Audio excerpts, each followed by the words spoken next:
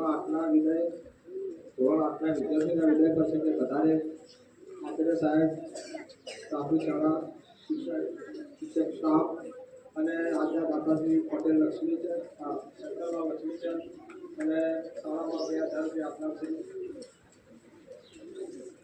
પટેલ રમેશભાઈને હું ખૂબ આભાર માનું છું.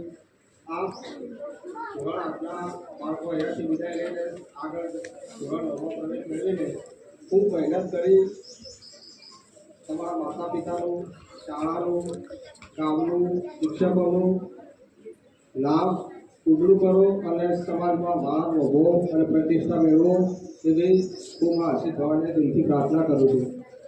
હવે એક બીજી વાત કરીએ કે શાળા શૂન્યમાંથી સર્જન થયેલું છે.